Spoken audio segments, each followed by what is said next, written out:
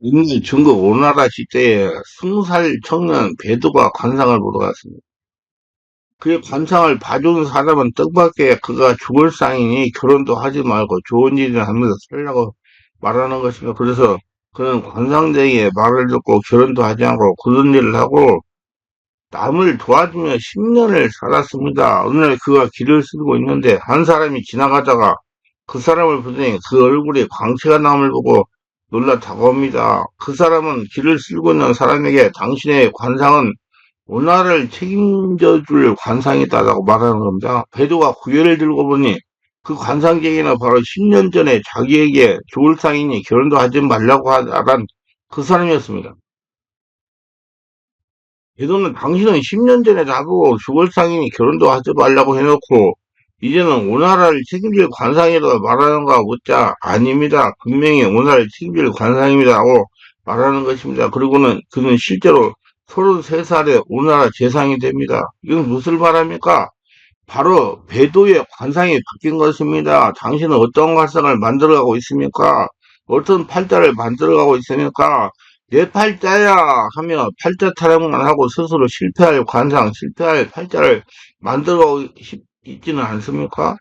관상은 타고나는 것이 아니라 바꾸는 겁니다. 관상은 자기가 책임지는 것입니다. 관상을 바꾸세요. 근시버린 관상, 실패할 관상을 버리고 행복하고 성공할 관상을 만들기 바랍니다. 자아상도 마찬가지입니다. 부정적이고 실패할 자아상을 버리고 긍정적이고 성공할 자아상을 만드시길 바랍니다. 그래서 독립심, 자립심을 길러야 됩니다. 미국에 갓 태어난 아기를 아기 침대에서 따로 재우는 것을 당연하게 여기왔습니다. 어린 아이들을 따로 재우는 이유는 아이의 자립심, 독립심을 길기 위해서라고 합니다. 미국에서는 학교도 아이들에게 혼자 힘으로 연습할 수 있는 기회를 수없이 제공합니다.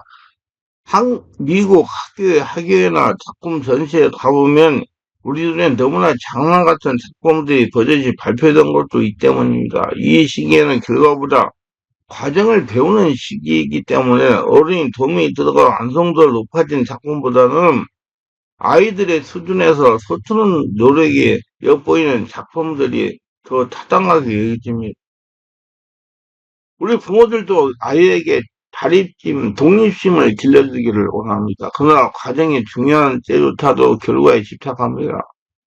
사회에 바쁜 아이들을 위해 부모가 인터넷을 뒤시며 숙제를 해주고 심지어 봉사활동도 대신해줍니다. 초등학생들이 과정으로 부모님들의 실력 교육에 강요된 지 이미 오래입니다. 이렇게 혼자 힘으로 연습하는 과정을 거치지 않고 자라는 아이들은 갑자기 자립하기는 쉽지 않습니다. 러시아의 심리학자 비고스키는 교육에서 부모 역할을 강조했습니다. 비고스키에 따르면 아이들이 혼자서는 문제를 해결하지 못하지만 거의 해결하기 일부 직전까지 왔을 때가 있습니다. 이때 부모가 약간 힌트만 주면 아이의 문제를 해결할 수 있고 다음에는 혼자서도 문제 해결이 가능해진다고 합니다. 이때 아이가 돌아갈 수 있도록 발판을 만들어 주는 것이 어른의 역할입니다.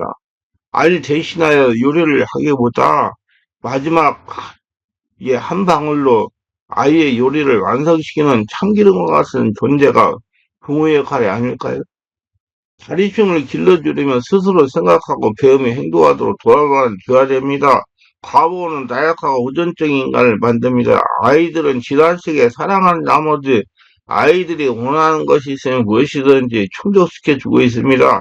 이미 기성세대들은 경제적으로 궁핍했던 시절이었기에 풍족함이 그때는 자성감이 포상이요 꿈을 꿀 수 있는 재료이기도 했습니다. 또 아이들을 보호한다는 고실로 아이들의 행동을 일일이 간섭하고 통제하게 됩니다.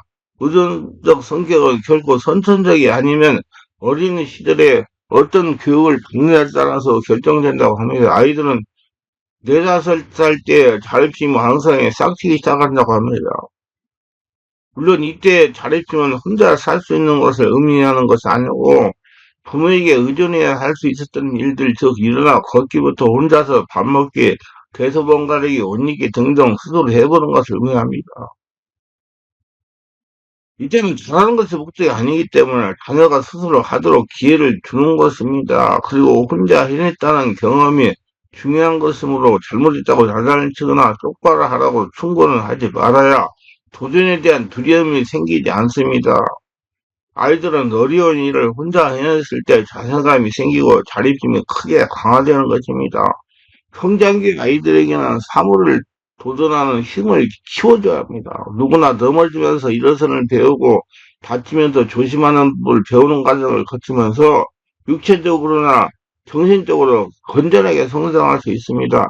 아이들이 힘들어하고 아무리 느리게 하더라도 효율성이란 유혹에 부모님이 끼어들지 말아야 아이는 적극성을 배울 수 있습니다. 우리 아이들 끝을 보는 습관을 길러줘야 돼요. 시작하는 일에 끝을 보는 것은 앞으로 인생을 살아가는 데 중요한 습관 중 하나입니다. 이런 습관은 그를 가장 고집스러운 인간을 만들어서 인생에서 성공을 보장하는 열쇠이기도 합니다. 되도록 자녀들에게 할 일을 메모하는 습관을 들이도록 기도하시고 알려주세요. 스스로 할 일들을 꼼꼼하게 챙기고 반드시 완수하도록 지도하세요. 하나를 마무리하고 다음에 다른 일을 시작하는 습관을 갖게 하세요. 이거 됐다가 저거 됐다가 하면 되는 것이 하나도 없습니다. 인생은 그렇게 하루하루 최선을 다하는 속에 성공을 보장하는 것입니다. 체험하면서 임상적으로 경험하면서 잘하는 것입니다. 하루아침에 모든 것을 이루라는 것은 부질없는 욕심입니다. 계획성 있게 하루하루 마무리를 잘하면서 사는 것이 성공을 보장하는 것입니다. 옛날 명언에 이런 글귀가 있습니다. 앞으로 한 자만 접하면 나올 우물을 파지 않고 근심만 하고 있도다. 이제 한 자만 접하면 우리 콸콸 나오게 될 텐데 그만 도중에 단념해 버립니다. 이런 상태에서는 지금까지 노력이 모두 숲으로 돌아간다는 교훈입니다.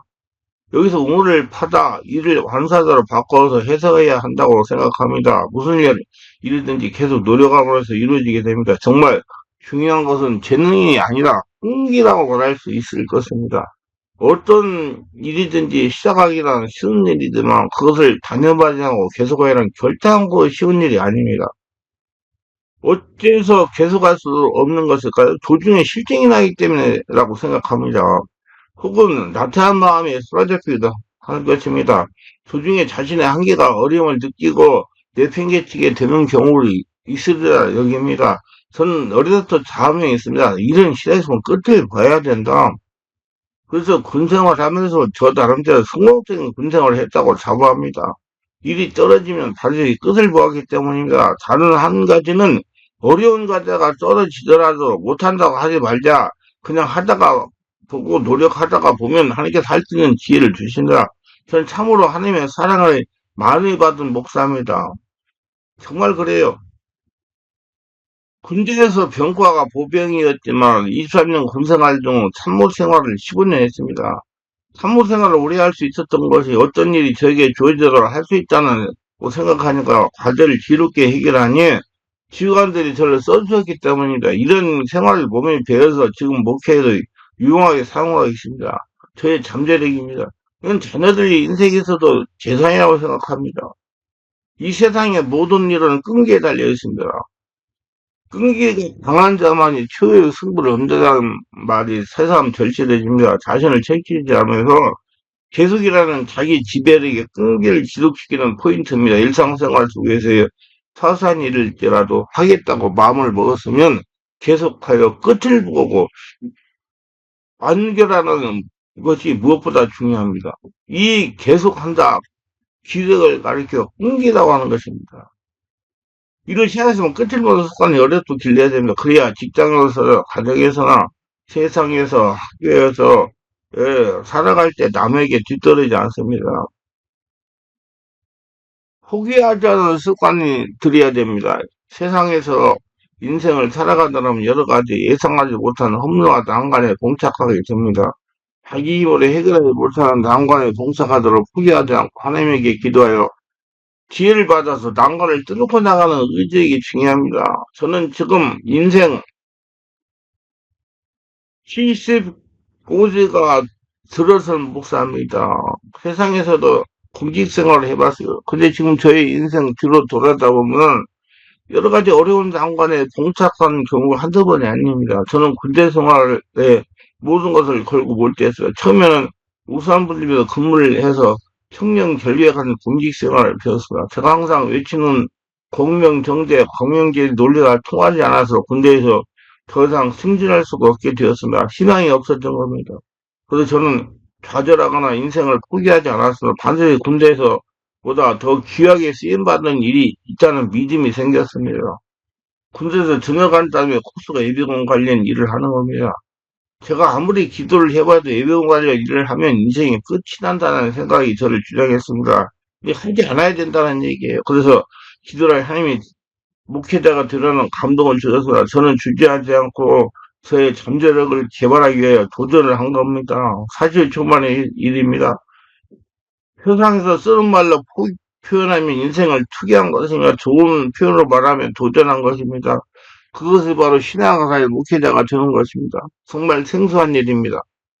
그러나 반드시 군대에서보다 더 잘 된다는 확신이 생겼어요. 그래서 희망이라는 군대에서 명퇴하고 나오면서 많은 분들에게 나는 더 큰 일을 위하여 공부를 선택한다고 선포하고 공문을 나온 겁니다. 그 당시 모두 무모한 도전이라고 했으나 나이가 많다는 겁니다. 한마디로 안 된다는 것입니다. 지금 저는 하나님의 뜻 말씀만을 믿고 신학을 하여 지금 이렇게 목회를 잘 하고 있습니다. 아주 귀하게 쓰임받고 있습니다. 제가 고민하고 싶은 것은 자신이 권력을 가지고 수다했던 것이 마음대로 되지 않았다고 쉽게 포기하지 말라는 겁니다. 좌절하지 말라는 겁니다. 반드시 하나님이 예배하신 다른 길이 있다고 믿어야 됩니다. 그리고 자신의 잠재력을 길러야 됩니다. 깨워야 됩니다. 도전해야 됩니다. 절대로 현실에 안주하면 자신을 패망하게 만드는 겁니다. 도전하면 길은 열립니다. 하나님은 창조의 하나님이에요. 절대로 나이를 생각하지 마세요. 단지 나이는 인생을 살아온 연수에 불과한 것입니다. 인생을 포기하지 않고 과감하게 현재보다 나은 것을 찾아 도전하세요. 하나님은 창조의 하나님이십니다. 절대로 포기하지 마세요. 잠재력을 깨우고 기르면서 도전하세요. 도전하면 인생은 반드시 성공합니다. 도전을 해야 자신의 잠재력을 알게 되고 자신이 잘 되고 주변 식구들을 다 잘 되게 할 수가 있어요. 우리 모두 우리 자녀들을 어려서부터 잠재력을 깨우고 스스로 도전하고 스스로 할 수 있는 독립심을 길러서 승리하게 하는 복된 축복의 모두가 되시기를 주 예수 이름으로 축원합니다.